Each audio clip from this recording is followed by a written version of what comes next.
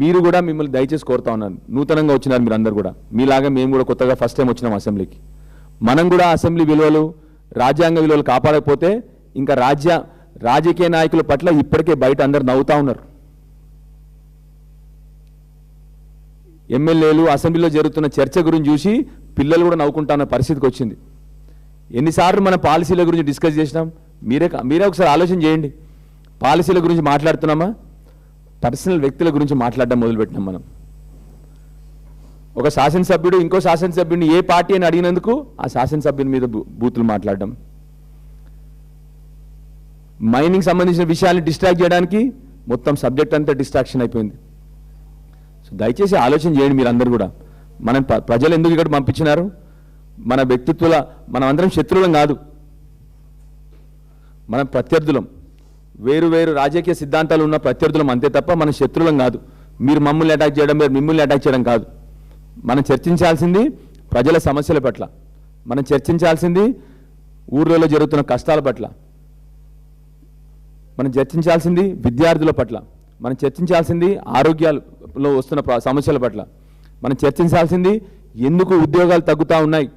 మొన్న మీరు చూసినారు ఐటీ ఉద్యోగాలు బాగా తగ్గినాయి.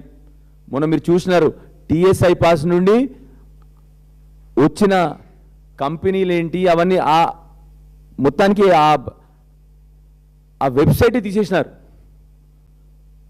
ఎందుకంటే ఏమి కంపెనీలు రావట్లేదు మన తెలంగాణ రాష్ట్రానికి. ఈ కదా మనం మాట్లాడాల్సింది. విద్య, ఉద్యోగం, ఆరోగ్యం నూతనంగా వచ్చినప్పుడు మనం కూడా ఒక మార్పు తీసుకురాకపోతే ఇంకా ఎట్లా? దయచేసి ఆలోచన చేయండి మీరందరూ కూడా. మీరందరూ మొన్న ఒకసారి నిలిచి ఒక బీజేపీ శాసనసభ్యుడు ఏమీ అనకపోయినా కేవలం వ్యంగ్యంగా మాట్లాడినందుకే ఇందిరమ్మ గురించి మీరందరు నిల్చొని ఆ రోజు ఆ శాసనసభ్యుని పట్ల మీరందరూ కూడా ఖండించినారు. మేము కూడా ఖండిస్తాం. ఎవరైనా వ్యంగ్యంగా మాట్లాడినా, పెద్ద గొప్ప నాయకుల గురించి మాట్లాడినప్పుడు మేమందరం కూడా సమర్థిస్తాం.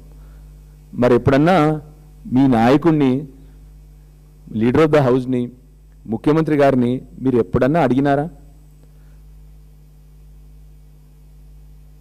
ఇవాళ మీరందరూ కూర్చున్న తెలంగాణ రాష్ట్రంలో సాధించిన నాయకుడు, 60 ఏళ్ళ సుదీర్ఘ పోరాటం తర్వాత 14 ఏళ్ళు మలిదశ పోరాటం చేసి తెలంగాణ సాధించిన నాయకుడు, దేశంలోనే ఒక సిద్ధాంతం పట్ల అత్యధిక సార్లు రాజీనామా చేసిన నాయకుడు, దేశంలోనే అత్యధిక ఎలక్షన్లు గెలిచిన నాయకుడు అండ్ కేసీఆర్ గురించి అసభ్యంగా మాట్లాడుతుంటే మరి మాకుండదా బాధ? ఒకసారి ఆలోచన చేయండి మీరు. ఎందుకంటే నూతనంగా వచ్చినారు, ఏది తప్పో ఒప్పో మీరు తెలుసుకోవాలి. ఏదో కేవలం ఎవరు చెప్పగానే వచ్చి వేరే వాళ్ళ గురించి అసభ్యంగా మాట్లాడడం తప్పు.